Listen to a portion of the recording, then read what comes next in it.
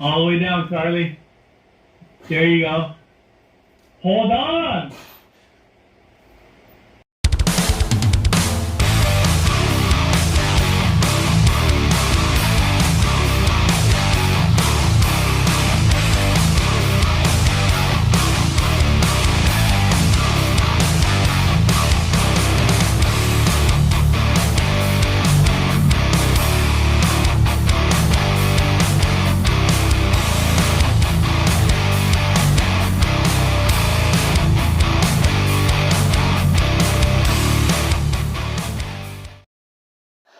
When I was in grade school, I used to get chased home by this group of kids every day, and I would make it almost to my front door before they'd catch me, and they would beat the tar out of me. They'd take my book bag and throw it all over the yard. They'd throw my shoes on top of the roof. I got my teeth punched in. I got ribs bruised. And when I got into the house, my mom, I don't even think she gave a crap. I don't think she even believed it. She thought I was doing bad things. I'm right outside the front door getting the snot beat out of me, and Mom's like, "What are you doing? You got to stop this behavior." I'm like, "Help me!" Fast forward to me. I lived on the streets the last few years of high school, freezing my ass off in Chicago. Breaking into cars, petty larceny. I was on the fast track to go into prison, and by some miracle, I'm skipping a lot. But this is a really, really abridged version of it. I joined the Marine Corps, and I learned to act like what I thought a man was supposed to act like. Everything about me was a lie. What I would do is I would see people that I thought were cool, or that were charismatic, or got the women, or whatever, fill in the blank, and I acted like them. And this carried, when I got into the civilian world, and I would, get a position of employment, I acted like that because I thought that's what you're supposed to act like, arrogant, obnoxious. And I had not dealt with any of my personal issues. So I was just projecting, and it just turned me into this complete douchebag that nobody wanted to be around. And I was an awful person. And I just wanted so desperately to be accepted and loved, and I just couldn't figure it out. And I had to really, really crash and hit rock bottom and just be, deconstructed down to my very essence before I could, recognize that I have problems I need to deal with. And I slowly began to build myself back up again. So why am I telling you this? Well, it's been my observation that the fitness community as a whole, like globally, not in any small group, but generally speaking, we tend to be really insecure people. Either we were picked on as kids, or, we want to be intimidating, or maybe we want to just get women. Maybe we want to look better to get women, that sort of thing. Maybe all of the above. But there's usually something underlying. There's an issue that is unresolved that we haven't dealt with. And we're trying to use this external thing to present a picture of ourselves to the world that might not be a genuine reflection of who we are. And that's why it's important to integrate the shadow. Let's get these subconscious reasons why we do things out there. And if we make our bad part of the good integrated, it makes us a whole person, essentially. Shadow work is the process of exploring and uncovering the darkest parts of your subconscious mind. Your shadow self, quote unquote, is the representation of your subconscious mind. Whether you realize it or not, your shadow self is constantly influencing your thoughts and behavior. It's reminding you of old wounds, you're reliving past pain, and it masquerades repressed feelings as logical thoughts. Psychiatrist Carl Jung, I love this guy, he coined the term shadow self, describing it as that which the ego rejects. It's the hidden, repressed part of your psyche. Now think about that. That which the ego rejects. The part of you that your ego, that which you present to the world, is trying to hide. We just pretend they're not there. It's down there in the basement. We're just ignoring it.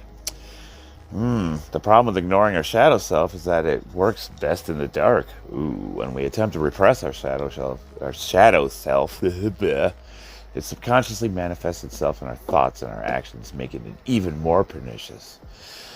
After all, if we can't fix our behavior, if we do not know the root cause, Jung believed this manifestation usually occurs in the form of projection. You've heard that term before. Oh, he's just projecting.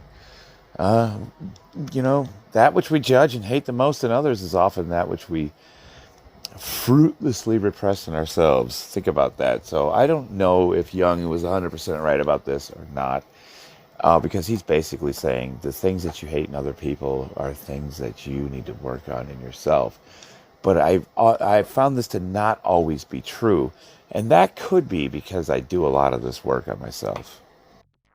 So now here's where I really like Jung. According to Jung's model, whether you agree or not, this is just his, the shadow's not the origin of all evil. It's not the origin of prejudice and hate.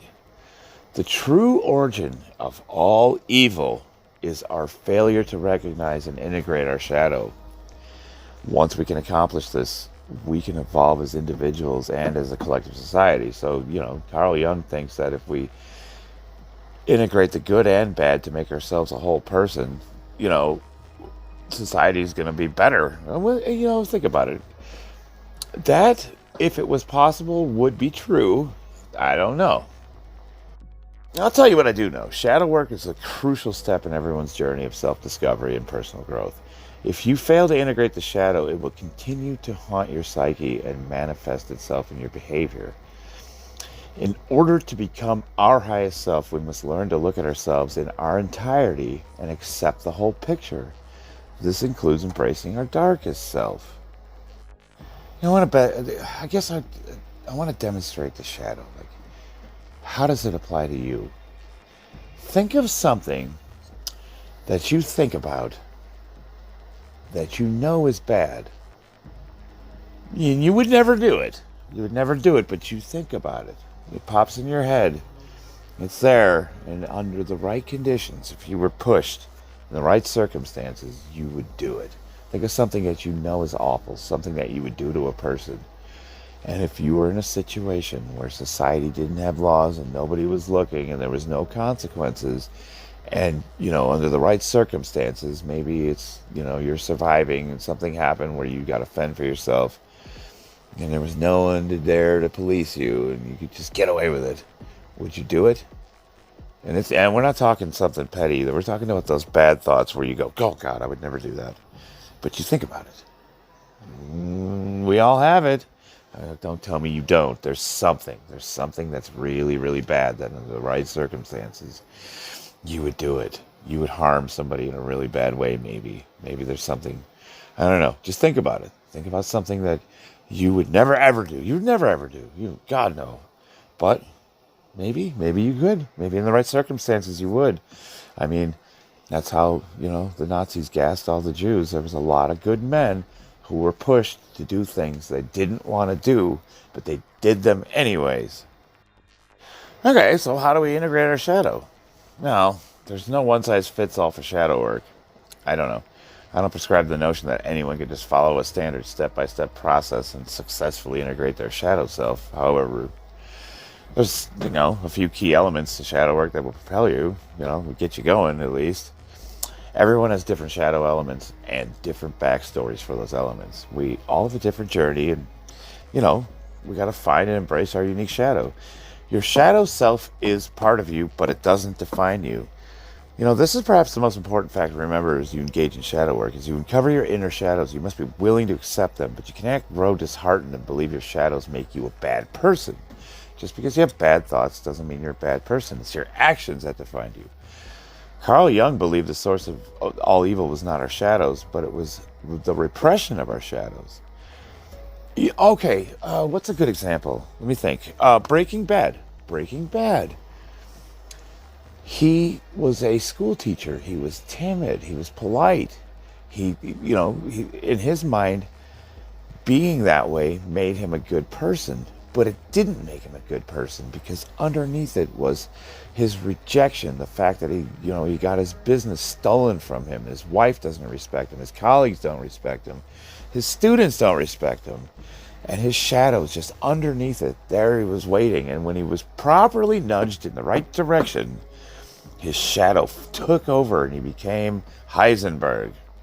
That is the perfect example of the shadow of a guy that is socially acceptable, being weak, being timid. It does not make you a good person. Being incapable of doing harm doesn't mean that being harmless is morally justifiable. Weak men are dangerous. Weak men are the source of all evil. Let me say that again. Being weak is a source of evil.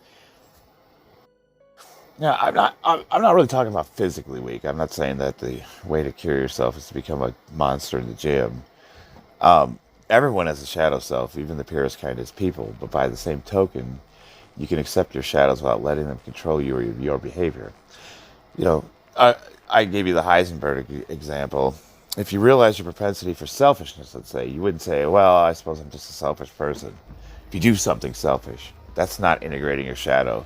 That's not justifying bad behavior. Shadow work doesn't ask you to accept your darkness as your defining characteristic. It requires you to integrate your shadow so that you're empowered to control it instead of letting it control you. That way you can not be selfish. You can recognize that you're a selfish person, but you can choose not to be. It's equally harmful to repress the shadow self as it is to willingly let it blossom. If your shadow is in your consciousness awareness and you continue to let it control you, it is no longer shadow, it's just you. So, Breaking Bad, Heisenberg, he became Heisenberg. At first, Heisenberg was a simulacra, but eventually he evolved into that person. I was a big fan of journaling. I mean, I kind of got away from it, but that's one thing when I got sober, they had us journal everything. As you discover hidden parts of yourself, it's crucial to write it.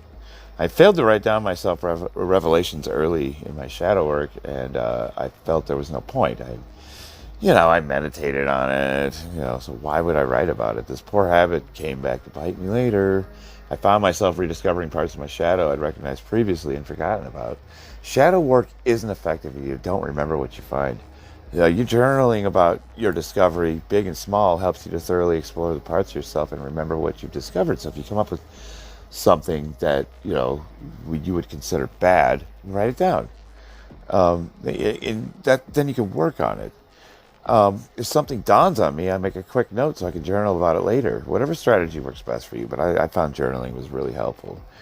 Pay attention to your reactions. The single most important part of shadow work.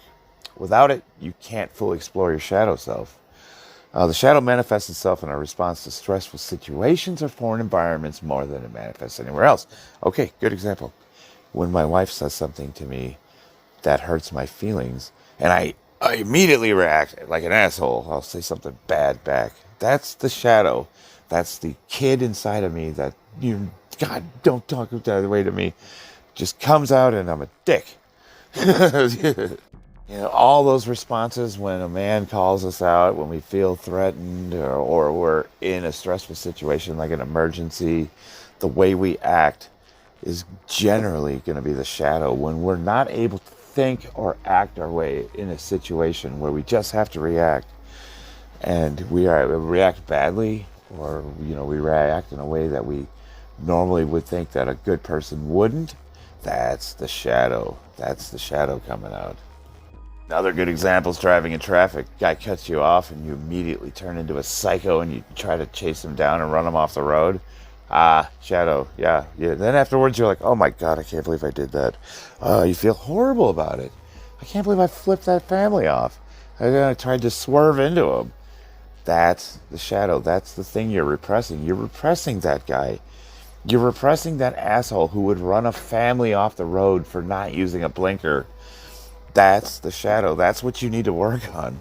Somebody says your lift's ugly and you just start typing this tirade about how he doesn't know shit and you could bench more than him. Fuck that guy. That's the shadow. That's the guy you got to work on. it's still there. I just don't let it control me. Okay, so how do I do that? You got to train yourself to slow down and observe your reactions.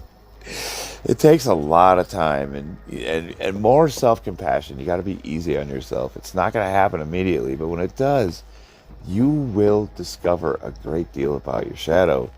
If you start writing down those really awful reactions you have to stressful situations and just, the way when people talk shit to you, you write that down, oh man, you're going to learn a ton about yourself. That's who you really are. You're the good and the bad. You're the front that you present to the world, and you're that asshole that wants to just kill everybody, but doesn't say a word. Just sits there and smiles. That I don't want to break your neck, but yeah, that's a cool story, bro. Yeah, keep telling it. I love you. The big thing with shadow work is, don't second guess or intellectualize your intuitions. When you see an aspect of your shadow, it's tempting to just question it. I've done this many times, hyper analyzing past behavior and thinking of evidence against what I know in my heart to be true. I'll come up with you're justifying your bad behavior. Shadow work's not a process of validation. You don't justify that shit. It's a process of uncovering what you've repressed over many years. You're not going to like what you find. I certainly didn't. We don't. That's why we don't deal with it. But in order to reap the benefits of shadow work, it is imperative to trust your instincts. When you see your shadow self, when that asshole comes out and he wants to run him off the road for cutting you off, that guy, don't second guess yourself and don't intellectualize your behavior. If your shadow self was rational, we wouldn't try so hard to repress it. Okay, let's wrap this up, right? This is getting long-winded. Shadow work is a lifetime process. For me, shadow work's not a once-in-me lifetime journey. Once-in-your-lifetime journey. Once you start your shadow work journey, you'll be on that journey for the rest of your life. Integrating the shadow is not something to be accomplished or completed. It's a lifetime. Don't let this fact dishearten you, though. It's like lifting weights, guys. Personal growth. There's always more work to be done. There's always more weight to be lifted. We have to program, when we get to that plateau, we got to find creative ways to break it. It's the same thing when working on ourselves. These are just some tips. It's just barely scratching the surface of what shadow work is, but it's going to be different for every person. Each individual, each one of you are going to find a unique path that works best for you. That being said, with these tips in mind, you may have an easier time avoiding the mistakes I made, when I first started this stuff. Look, nobody wants to admit they're selfish, judgmental, paranoid, low self-esteem, egotistical, narcissistic, blah, blah, blah, blah, blah. We want to be our best selves, and we want to put our best selves out there. But in order to be our best selves, we must embrace that dark side. It's paradoxical. Think about it. But, as long as we deny our shadow, it's going to have a hold on us. You're always going to be a bit of an asshole. You're always going to overreact. You're always going to, react negatively to criticism if you don't embrace your shadow. It's like that guy where if you say, I don't know, you say you did a PR and somebody immediately comments about oh, I used to do, your form sucks or whatever. That's that guy's shadow. That's his insecurity. That's his jealousy. That's a guy who's not done any work on himself. And I'll be the first to admit that shit comes out of me all the time. All the time. But I can look at him laugh, write it down, recognize, okay, what'd you do there? You have to be compassionate with yourself. When you react badly, bring it back. Bring it back. Give yourself some love. Note it for future reference. If you're actually trying to work on yourself and you do something that you don't like, it's not an excuse to keep doing it. Once you've recognized that you need to work on yourself and you want to integrate your shadow, you no longer have an excuse to act this way. That means that when you are acting a certain way and is wrong, you are wrong. You are purposely choosing it. One day at a time, guys. One day at a time. We're all flawed. We all make mistakes. We all react badly from time to time. We all get in stupid arguments with our loved ones. We all say things we wish we could take back.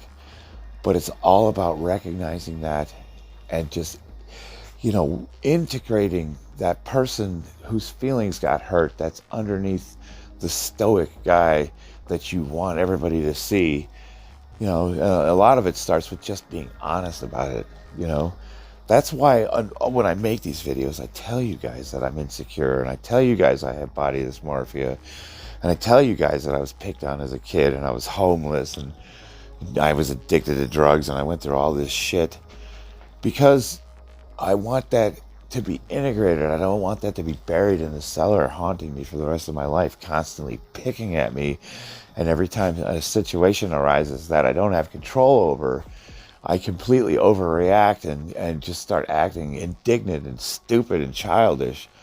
That's really what it's all about. It's just about taking the bad and integrating it into the good.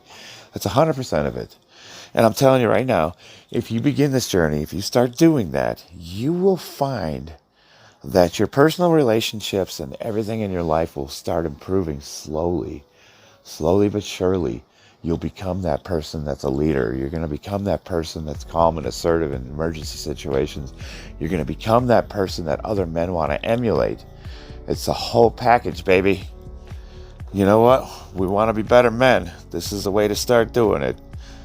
I love you guys. I want you to be strong. I want you to be assertive. I want you to be calm. And in an emergency situations, you are the bulwark against the evil. That's right. We need you, buddy.